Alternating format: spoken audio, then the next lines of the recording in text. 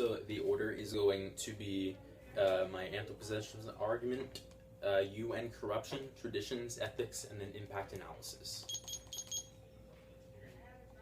You should vote negative this round because she is anthropocentric. She advocates corruption of an organization. She provides no impacts and doesn't touch mine. This should be an easy vote for the negative. Go to the anthropocentric argument. My opponent has completely dropped this argument. This matters because this was the essential first contention that keeps her from winning the round. She only cares about helping the human race and nothing more. She's more concerned about saving human lives, these issues, and helping dolphins.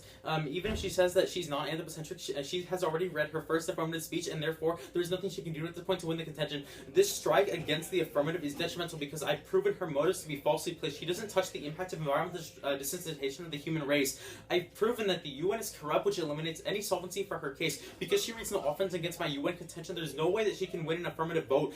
It won't do any good to make the argument that even if the resolution goes into place, that it eliminates the anthro contention because I've killed her solvency already. Go to the UN contention. My opponent has completely conceded this argument. This matters because it kills her solvency and keeps her from linking out to other arguments which keep her from winning the round. She doesn't answer Duash, which says that the UN is politically loose cannon and isn't regulated. They are stealing U.S. tax dollars donations, which will kill investor confidence, leading to global economic collapse. She dropped this impact, which destroys the infrastructure that can be used to better support advocacy through fiat. There's nothing she can do to win this contention. I've proven that the UN is corrupt and that the actor is detrimental to the plan.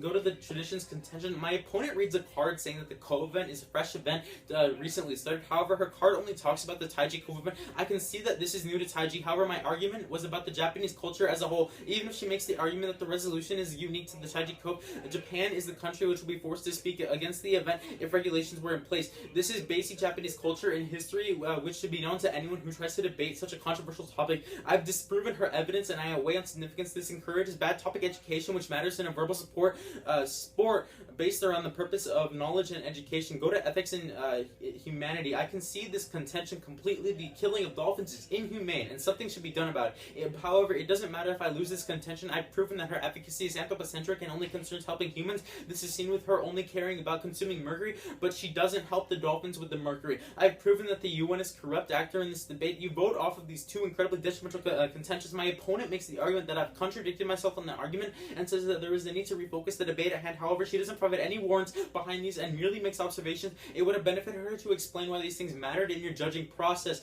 Go to the impact analysis. My opponent doesn't touch my impact of economic collapse. Extend burden 2000. I've proven that my case outweighs on significance and magnitude because she doesn't touch my impacts, which include economic collapse, dips in investor confidence, and human desensitization, environmental destruction. She gives me all the significance and magnitude I need for me to ask you to vote for the negative. The impacts being conceded gives you the cherry on top that you need to sign for the negative team.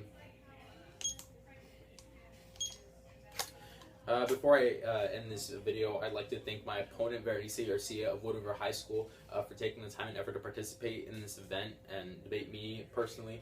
I'd also like to personally thank my judge for the time taken to individually judge this round and for the time taken to do so. We all likely are to thank you for what you do judging this event that can be detrimental to people's health.